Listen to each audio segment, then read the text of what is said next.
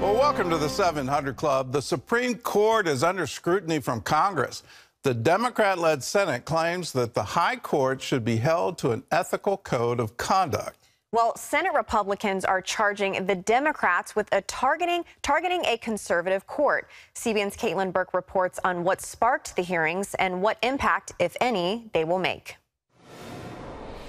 In the past month, reports involving two justices opened the door to these questions. A ProPublica investigation found a Republican billionaire paying for luxury vacations for Justice Clarence Thomas over the last 2 decades. He also bought real estate from Thomas in Georgia. Neither were disclosed. Then, last week, a Politico report that Justice Neil Gorsuch didn't disclose he sold property to the head of a law firm who has multiple cases before the Supreme Court. Democrat lawmakers call these ethical violations, and they want legislation passed to hold justices accountable. Because the court will not act, Congress must. During Tuesday's Senate Judiciary hearing, Democrats pointed out that the High Court is the only federal court without a formal structure of ethics. Justices read the ethics rules in unique and eccentric ways, and when they're caught out of bounds, they refuse to allow any investigation of the facts. While Republicans agree for the need of greater transparency from the High Court, they accuse Democrats of attempting to delegitimize the justices rather than bring about reform. The danger isn't that rogue justices are operating without ethics. It's that Democrats aren't winning every fight, and they find that reality intolerable. If you want to talk about making the court a better institution, I'll be glad to work with you in that regard. If you want to talk about destroying the court, count me out. Chief Justice John Roberts declined an invitation to testify, citing concerns about separation of powers and suggesting it could threaten the independence of the judiciary. The constitutional separation of powers means that no branch of the federal government can dictate how another should govern itself. Answering legitimate questions from the people's elected representatives is one of the checks and balances that helps preserve the separation of powers. In response to the hearing, all 9 justices released a joint statement explaining their commitment to ethics principles while dismissing calls for oversight. Still, Democrats have introduced several bills that would require the Supreme Court to adopt an ethical code, consequences for violating it, and recusal guidelines. Expert witnesses, however, disagree on whether Congress has the power to do so, given the Constitution deems the judicial and legislative branches as co-equal. It is the Supreme Court, not the Congress, that has the prerogative under our constitutional structure to decide whether to adopt a code of conduct that governs themselves. For over 230 years, and for as long as the Supreme Court has existed, Congress has regulated vital aspects of its operation, including its ethical obligations. It's unlikely any of the proposed bills will make it through a divided Congress. But as one expert witness pointed out, even if a law did pass with bipartisan support, Congress can't compel the Supreme Court to abide by it. Caitlin Burke, CBN News, Washington. Well, I doubt any bill will make it through this divided Congress. You could have something that the Senate could pass by a slim vote, but then it would be killed in the Republican-led Congress. Congress could do something, but the Democrat-controlled Senate would block that as well. But here's the bottom line, and it is a bottom line. Judges should always be above reproach, and this goes all the way back to the Torah. It's absolutely necessary for a society to say when someone is judging, they are impartial.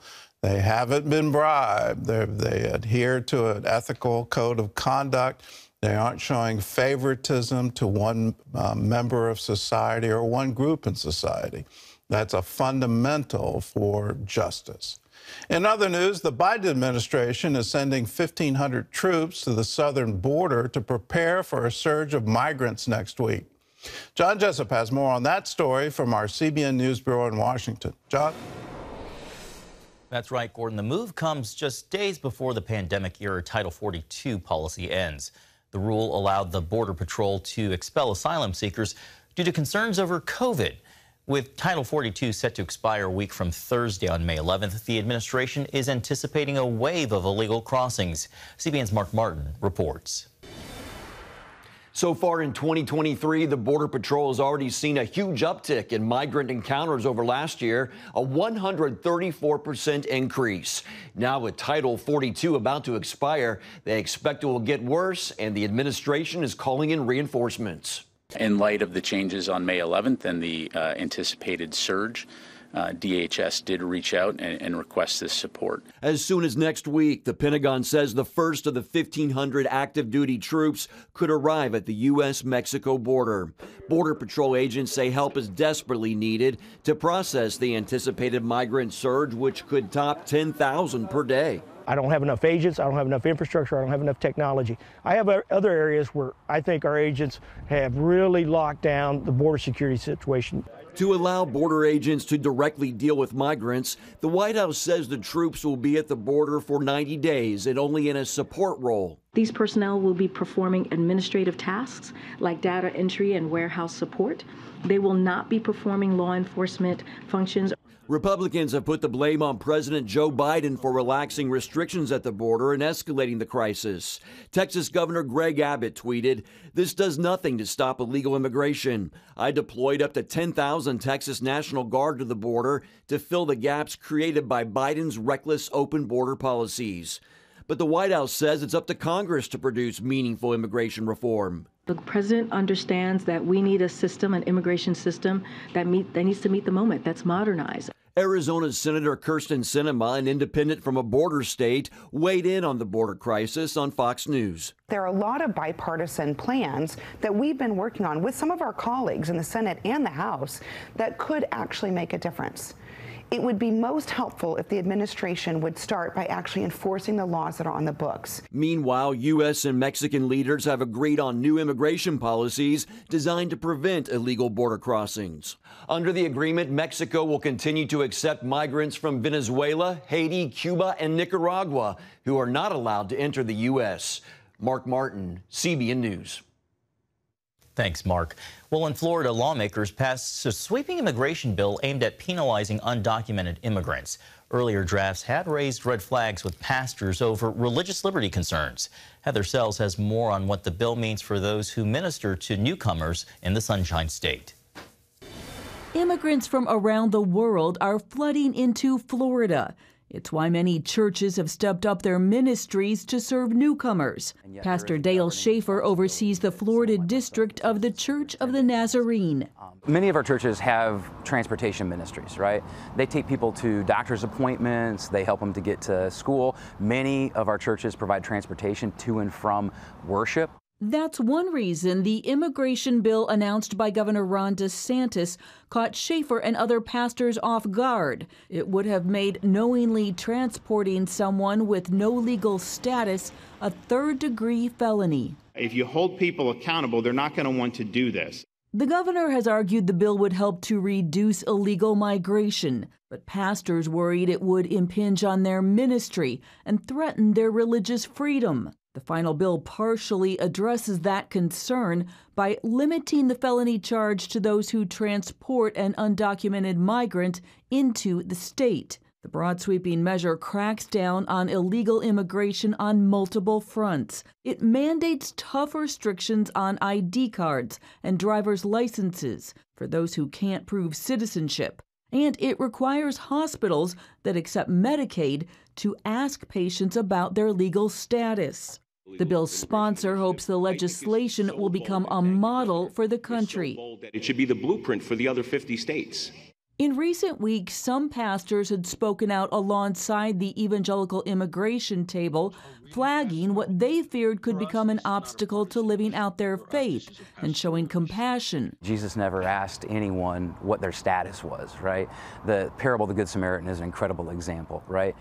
This man, the Samaritan, stops to help this man, asks him no question, says, "Put the cost on me." A spokesman for World Relief said he's concerned that the bill initially disregarded religious liberty. "I'm troubled that it took the outspoken advocacy of Christian pastors to flag that churches should be able to minister freely to all," he said, without being at risk of imprisonment for performing basic ministry functions like driving someone to church. Reporting in Orlando, Heather Sells, CBN News. complex issues with no easy solutions. Thanks, Heather. Gordon, back to you. Well, when you come down to the state passing a law that violates what God has told us to do, let's go back to the book of Acts and what the apostles responded. We have to obey God. God has charged us to take care of the stranger in our midst. God has charged us to care for the widow and the orphan.